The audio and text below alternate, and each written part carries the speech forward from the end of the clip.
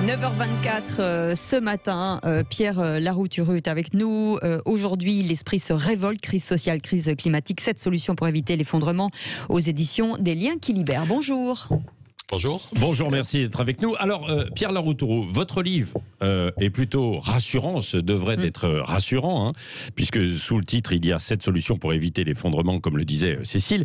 Mais sauf qu'il est quand même angoissant quand on commence à le lire, parce que vous dites, vous êtes rapporteur général du budget européen, et vous rencontrez à ce titre le top niveau, comme vous le dites, des dirigeants européens. Et là, ils vous disent que on est un peu perdu, on ne sait pas vers quoi avancer. Oui, il y a une très grande inertie. On est face à une crise sociale très très grave. On est face à une crise économique. On est face à une crise sanitaire. Il faut de l'argent pour les hôpitaux, pour les retraites. Et puis il y a la crise climatique. Vous avez vu la semaine dernière dans le Var. C'est maintenant chaque année qu'on nous dit qu'il y a des inondations historiques dans le Var et qu'il y a des dizaines de maisons qui sont emportées. Et donc on a parfois l'impression que nos dirigeants sont incapables de répondre en même temps à la crise sociale, à la crise économique et à la crise climatique. Et nous, au Parlement européen, on se bat pour qu'il y ait de l'argent pour les paysans, pour les systèmes de santé, pour isoler les maisons, pour faire des transports en commun. C'est mon travail de rapporteur général du budget, de me battre pour trouver de l'argent sans taxer monsieur et madame tout le monde. Oui. Et on est dans une négociation assez compliquée parce qu'il y a beaucoup d'inertie, qu'il y a des lobbies qui veulent bloquer la négociation. Oui. Vous dites qu'on peut en sortir aussi par le haut tout de même avec une société nouvelle, hein, une société d'équilibre et de convivialité. Ça fait un peu rêver quand on voit le contexte actuel, hein, Pierre Laroutureux. Non, ce qui m'étonne, ça fait juste 1 an que je suis député européen, Oui. c'est que si on est capable de dialoguer, si on est capable de prendre du temps, là, il y a 6 groupes politiques différents la semaine dernière qui ont décidé de soutenir le budget que je propose. En même temps, les amis de Mélenchon, les amis d'Angela Merkel, les écolos et même les gens de la droite polonaise. Mais il faut dire, on travaille, on explique et on essaie de mettre sur la place des solutions pour trouver de l'argent sans taxer les citoyens, sans taxer les entreprises, mais par contre en demandant un effort au marché financier, en demandant un effort aux milliardaires. Face à une crise comme ça, il est normal que tout le monde participe. Un des combats du Parlement européen dans les semaines qui viennent, c'est de taxer un peu la spéculation. Vous et moi, quand on fait nos courses, on paye tous de la TVA. Oui. Quand j'ai acheté mon iPhone, j'ai payé 20% de TVA. Et même les gens les plus modestes, même ceux et celles qui ont le minimum vieillesse, ils doivent payer la TVA quand ils font leurs courses, 5,5%. Tout le monde paye pour participer aux services publics, financer la police, financer l'éducation ou la santé. Par contre, sur les marchés financiers, aujourd'hui, c'est 0,0. La taxe sur les marchés financiers, aujourd'hui, c'est 0,0. Donc le Parlement européen se bat en disant tout le monde doit faire un effort, même ceux qui sont sur les marchés financiers. Et si on prend juste 0,1%, ce que demande le Parlement, c'est une taxe à 0,1% sur les marchés financiers, on aurait 50 milliards chaque année. 50 milliards pour les systèmes de santé, pour protéger l'emploi, pour aider les agriculteurs ou pour isoler les maisons, pour lutter contre le dérèglement climatique. Donc là, dans les 3 semaines qui viennent, c'est ça le combat. Et les lobbies financiers... Voilà, c'est ça. Oui, ce sont les lobbies. Oui, ce sont les lobbies qui vous y empêchent, quoi. Ah ben là, j'ai réussi, comme rapporteur du budget, j'ai réussi à ce que 66% des députés votent ce texte le 16 septembre en disant tout le monde doit contribuer, il faut faire payer ceux qui ne payent jamais. Ouais. Il y a eu, la Banque centrale a mis 1300 milliards pour les banques en juin, 1300 milliards, sans aucun contrôle, on peut leur demander un petit effort. Donc, on voit bien qu'il y a une inertie, il y a le lobby financier qui ne veut pas du tout cette taxe. Donc le Parlement européen, on y passe nos journées, on y passe nos week-ends, on va se battre pour qu'il y ait cette taxe sur la spéculation. Tout le monde doit contribuer pour sortir de la crise. Oui, c'est ça. Et alors il y a beaucoup de graphiques dans votre livre. Vous expliquez un petit peu aussi tous les mécanismes et l'endettement. Nous vivons endettés, ça vous le dites. Est-ce que c'est grave finalement ? D'abord, je montre qu'il n'y a pas de fatalité. Je montre que quand le parti dont je viens s'appelle Nouvelle Donne en France, et c'est une référence au New Deal de Roosevelt, et je montre que Roosevelt avait été capable de sauver les États-Unis et de la démocratie et de la cohésion sociale. En 1933, il y avait des millions de chômeurs, des millions de paysans qui n'avaient plus un centime, et Roosevelt fait 15 réformes en 3 mois, et il arrive à améliorer le revenu des paysans, il arrive à donner du boulot à tout le monde, à éviter la faillite des PME, éviter que les chômeurs tombent dans la pauvreté. Roosevelt a triplé le budget fédéral, il a fait la séparation des banques. Il n'a pas tué les banquiers, mais il a voulu calmer la spéculation. Donc, il a fait la séparation des banques et donc il y a beaucoup moins de spéculation. Il a fait un impôt fédéral sur les grandes entreprises. Et il a été réélu. Il a été réélu tant qu'il était vivant, mais surtout, il a créé des millions d'emplois. Il a sauvé la démocratie au moment où l'Europe allait vers la barbarie. Ouais. Donc, il ne s'agit pas de tuer les banquiers ou les traders. Il s'agit juste de demander à tout le monde de faire un petit effort, un juste effort. Et donc, je vois au Parlement européen comment si on prend le temps de parler, y compris les gens de droite, y compris si vous allez sur les réseaux sociaux, vous verrez que l'ancien Premier ministre libéral de Belgique est d'accord maintenant avec nous. Il a posé avec son panneau, on veut 50 milliards chaque année pour les systèmes de santé, pour le climat, pour l'emploi avec la taxe de transactions financières, mais y compris au sein du gouvernement français. J'ai eu encore un ministre français il y a 3 jours. Il y a un débat pour le moment. On ne sait pas si Emmanuel Macron veut ou pas taxer la spéculation. Il y a un sommet européen. Merkel et Macron vont venir à Bruxelles à la fin de la semaine. Et pour le moment, personne ne sait si Emmanuel Macron veut ou ne veut pas taxer la spéculation. Oui. Il y a un débat. Il y a des ministres qui seraient d'accord avec nous. Au sein du gouvernement français, il y a des ministres qui sont d'accord avec nous et des ministres qui freinent. Oui. Allez, on va poursuivre avec vous la discussion, Pierre Laroutourou, et vous pouvez nous appeler et réagir 0826 300 300.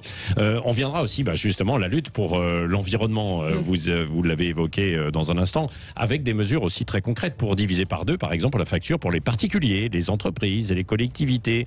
Beaucoup de questions. Et puis le plein emploi, évidemment. Alors, c'est le plein emploi qui peut nous amener aussi à la prospérité, mais comment on va voir ça dans un instant. Avec Pierre Laroutourou, économiste, député européen et nouveau rapporteur général du budget européen. Ça s'appelle pour ce livre, aujourd'hui, L'esprit se révolte, crise sociale, crise climatique, cette solution pour éviter l'affrontement, aux éditions des Liens qui libèrent. Oui, Pierre Laroutourou, donc vous misez beaucoup sur la bataille aussi pour l'environnement, contre les dérèglements climatiques.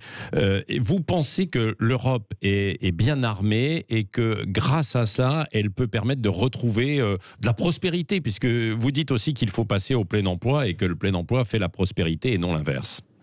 Oui, d'abord, plus personne ne peut contester la gravité du dérèglement climatique.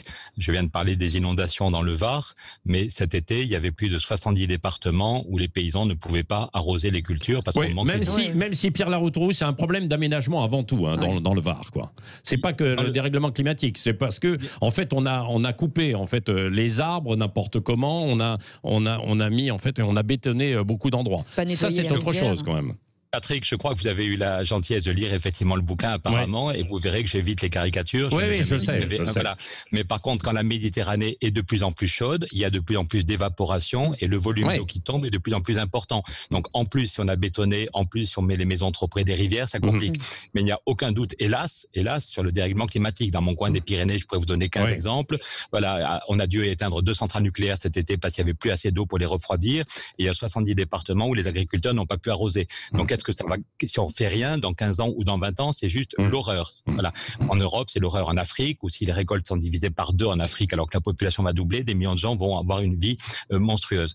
Donc il faut agir, et la bonne nouvelle, c'est que c'est pas trop tard, et que pour gagner la bataille du climat, c'est des choses très concrètes qu'il faut faire. Il faut isoler toutes les maisons, isoler toutes les écoles et les maisons de retraite pour avoir besoin de moins d'énergie, faire des transports en commun confortables, permettre le travail à distance, développer les énergies renouvelables. Et pour tout ça, il y a besoin d'argent. Déjà, avant d'être député, j'avais le soutien de tous les maires ruraux de France et de plein de maires de droite et de gauche qui disaient ça peut créer presque 900 000 emplois en France. Si on prend au sérieux la question de l'isolation des bâtiments, si on fait des transports en commun, 900 000 emplois, aussi bien dans les grandes villes que dans les petits villages. Ça peut donner du pouvoir d'achat. L'autre jour, je cite dans le livre un monsieur qui vit dans un HLM et qui dit on a isolé mon immeuble, c'est plus confortable et je gagne 800 € chaque année. Je gagne 800 € chaque année sur les dépenses de chauffage. Donc c'est bon pour la planète, c'est bon pour l'emploi dans le bâtiment. C'est des emplois qu'on peut pas délocaliser, c'est des emplois utiles et bien payés. Et c'est bon, chaque famille peut gagner 800 €. C'est pas un truc théorique. Chaque famille peut gagner 800 € en chauffage. Mais juste la question est de savoir comment est-ce qu'on fait pour que chacun de nous ait une aide. Moi, j'aimerais que si vous devez isoler la maison où vous habitez ou votre appartement, que au moins la moitié de la facture soit payée par des aides européennes, et pour les gens les plus modestes, que ce soit encore plus important. Et donc, c'est pour ça qu'on se bat au niveau européen pour avoir du budget, et en particulier en taxant la spéculation ou en faisant un impôt sur les milliardaires. Je vous parle pas de ceux qui ont bien gagné leur vie, qui ont 300 000 ou 400 000 d'économies. Je vous parle des milliardaires. Oui, le nombre de milliardaires a triplé en Europe. On peut peut-être leur demander un petit effort. Voilà. Donc, il n'y a pas de baguette magique. Il n'y a pas de baguette magique, mais en faisant un petit impôt, 0,1% sur la spéculation, en taxant les milliardaires et les multimillionnaires, au total, on pourrait trouver plus de 100 milliards chaque année gagner. Et du coup, que chaque personne, chaque PME, chaque famille, chaque agriculteur soit aidé. L'autre jour, j'ai été invité par le syndicat des jeunes agriculteurs. Un paysan disait, maintenant, il n'y a plus aucun climato-sceptique chez les agriculteurs. On voit les problèmes. Je sais que le biogaz, ça pourrait marcher, mais il faut faire 500 000 euros d'investissement. Or, la plupart des paysans n'arrivent même pas à se payer le SMIC. Ouais. Par contre, si on a une aide de l'Europe qui paye la moitié de la facture et qu'on sait qu'on va gagner notre vie pendant 30 ans avec du biogaz, on peut se mettre 2 ou 3 fermes ensemble, on va créer deux emplois et ça fait des revenus supplémentaires si l'Europe nous aide. Ouais. Donc voilà pourquoi, comme député et comme rapporteur du budget, je me bats là-dessus, mais je voudrais interpeller Emmanuel Macron. Aujourd'hui, encore la semaine dernière, il y a 5 responsables allemands qui m'ont dit est-ce que oui ou non la France va bouger sur la taxe sur les transactions financières. Il y a plein de pays qui bougent. Même le ministre autrichien des Finances, le ministre polonais des Finances disent que pour trouver de l'argent sans taxer les citoyens, une petite taxe sur la spéculation serait une bonne idée. Au sein du gouvernement français, il y a des ministres qui sont d'accord et puis d'autres non. Il y a des ministres qui sont plus proches du lobby bancaire. Et maintenant, c'est à Emmanuel Macron. Il y a un Conseil européen Merkel en fin de semaine à Bruxelles. Oui. En principe, on devrait arrive à un accord sur le financement. Et donc, j'aimerais savoir si Emmanuel Macron est d'accord. Avec Merkel, ils ont pris une décision historique en juillet quand ils ont proposé un plan de relance avec une dette commune. Et maintenant, très concrètement, la France doit rembourser 67 milliards pour le plan d'urgence qui a été décidé cet été. Oui. La France va rembourser 67 milliards. Est-ce que les 67 milliards, on va augmenter les impôts sur vous et moi? Oui. Est-ce qu'on va couper dans le système hospitalier ou dans les dépenses de police? Ou est-ce que les 67 milliards seront remboursés par la taxe de transactions financières et les 67 milliards resteront en France pour le système de santé ou pour les retraites? C'est très concret. C'est très concret. Non, mais complètement. Et c'est tout ce que vous décrivez dans votre livre, hein, Pierre Laroutourou, des choses effectivement très très concrètes pour essayer d'inverser entre guillemets une tendance qui est plutôt sombre. Pierre Laroutourou, il y a des appels au standard. Il y a Eric qui voulait vous parler. Eric qui nous appelle des Vosges. Bonjour Eric. Bonjour Eric. Oui, bonjour messieurs, dames. Là, je viens d'entendre parler cet intervenant. Oui, et qui vous écoute, il vous entend. Oui. Alors, je suis navré d'entendre toujours que l'écologie, ça rime toujours avec gros sous. Hein, ça, c'est quand même un gros problème. Et surtout, depuis qu'on a signé les accords de Paris, alias COP21, ça, c'est la doctrine écologique punitive pure. Ouais. On ne peut pas régler les problèmes climatiques rien qu'avec des gros billets, sinon ça se saurait. Il y a des trucs très simples à faire, c'est lutter contre l'obsolescence programmée, c'est vrai. Il y a une durée de vie limitée par construction des objets. Exemple, un lave-vaisselle ou une machine à laver. Actuellement, ça dure 3 ou 4 ans, alors que techniquement, ça c'est mon métier, technicien de maintenance en industrie, on peut faire des produits qui durent 20 ou 30 ans, voire plus. Oui. Ça éviterait de tirer toujours dans la matière première, alors que là, actuellement, on est toujours dans taxer, taxe carbone, lever des fonds, on ne fait pas changer le climat avec des sous, on fait changer le climat en travaillant moins, en travaillant beaucoup mieux et en fabriquant des produits de qualité. Oui, alors ça, Eric, vous avez sans doute raison sur ce dernier point. Je pense que les deux ne sont pas d'ailleurs antinomiques, quoi. Pierre Laroutourou, qu'est-ce que vous pouvez répondre à Eric, qui nous écoute? On est complètement d'accord. Moi, ma machine à laver, ça fait plus de 20 ans qu'on l'a et on est très content. Vous avez de la chance, hein, oui. Oui, mais voilà, donc c'est tout à fait normal. Mon téléphone, évidemment, comme tout le monde, j'ai des propositions. Monsieur Laroutourou, vous avez des points pour un nouveau téléphone. Ben non, tant que mon téléphone fonctionne, je garde le téléphone.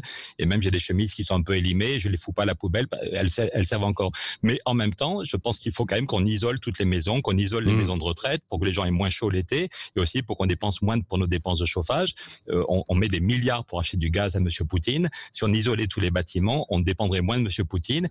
Et je l'ai dit, c'est pas du punitif. Je comprends pas. Autant je suis d'accord avec ce que vous proposez, Eric, mais quand il dit que c'est l'écologie punitive, allez voir ce monsieur qui a gagné 800 €, qui est plus confortable et qui gagne 800 € chaque année sur ses dépenses de chauffage. Il n'a pas l'impression qu'on l'a puni. Il est très content. C'est 800 € pour la famille. Eric voulait sans doute parler aussi de la taxe carbone qui a déclenché, on s'en souvient quand même, le mouvement des Gilets jaunes où c'est vrai qu'on a. Je ne vous ai pas parlé du taxe carbone, pardon, justement. Non, mais c'est vrai.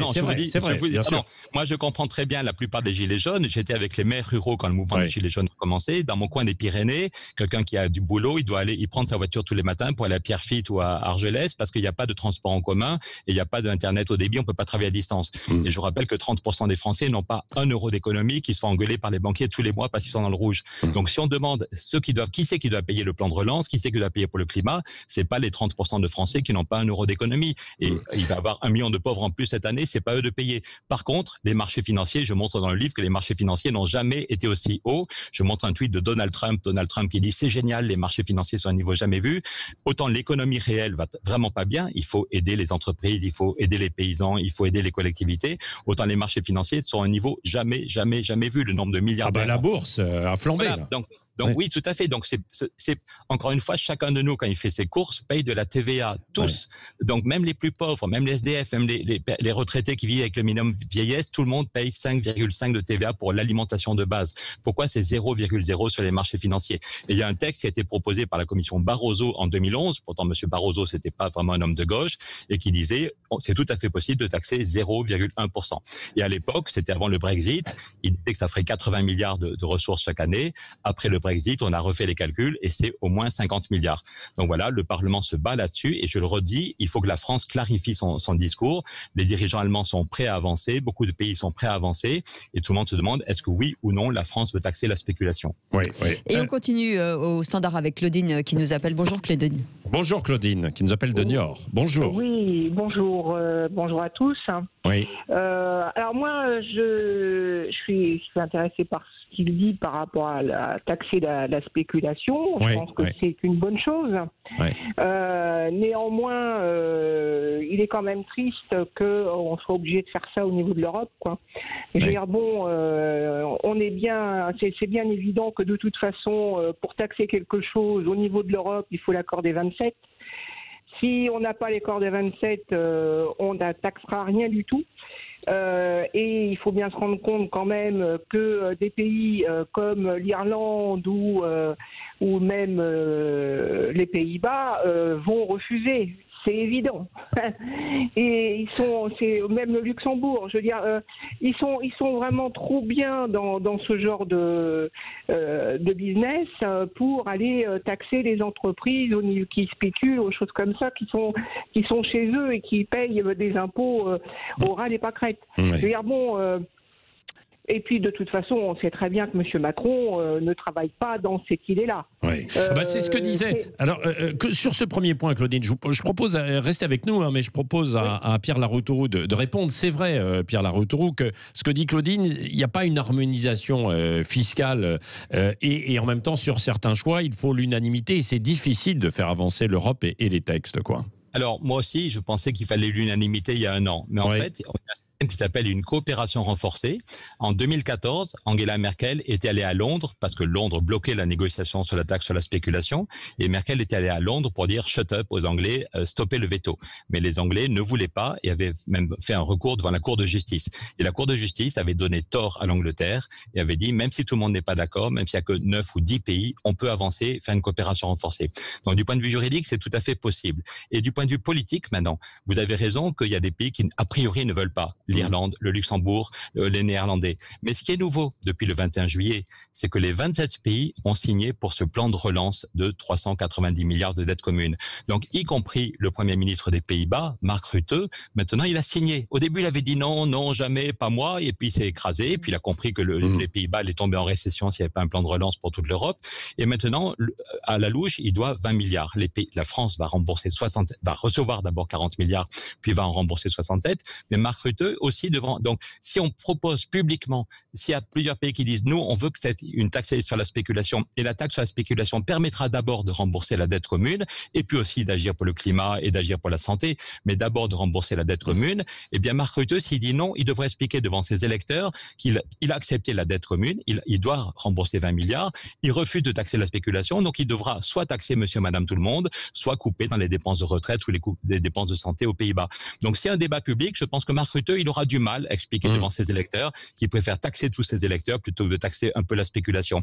Et c'est pour ça qu'encore la semaine dernière, j'ai dit à un ministre français, la France doit bouger parce qu'aujourd'hui, ce qui bloque la négociation, l'Allemagne de Angela Merkel a envie d'avancer et personne ne sait si Macron est d'accord ou pas. Tandis que s'il y avait quand Merkel et Macron ont fait leur déclaration commune au mois de mai pour dire qu'ils voulaient un grand plan de relance, il y a eu un effet catalyseur et je les ai félicités tous les deux. Bravo pour leur courage. Il y a 4 pays qui ont dit non, mais 2 mois plus tard, ces 4 pays s'étaient écrasés et il y avait un accord. Maintenant, si Emmanuel Macron clarifie et dit qu'il est d'accord pour taxer un peu la spéculation, ça aurait aussi un effet catalyseur. Et les pays qui disent, d'abord, on pourrait avancer, même s'il n'y a pas tout le monde, on peut avancer en coopération renforcée et ça donnerait quand même des dizaines de milliards. Et puis, je répète, celui ou celle qui dira non, on dit, il est bien couillon, comme on dit en Béarn, Ouais. Ça veut dire qu'au lieu d'accepter de rembourser sa dette commune et d'avoir de l'argent pour son système de santé grâce à la TTF, ça veut dire qu'il va expliquer à ses électeurs qu'il préfère augmenter sur les impôts de monsieur, madame, tout le monde, et il aura ses gilets jaunes à lui aussi. Ouais. Donc voilà, est-ce qu'on a un débat public? Et ce qui manque pour qu'on ait un débat public, c'est que la France clarifie sa position. Ouais.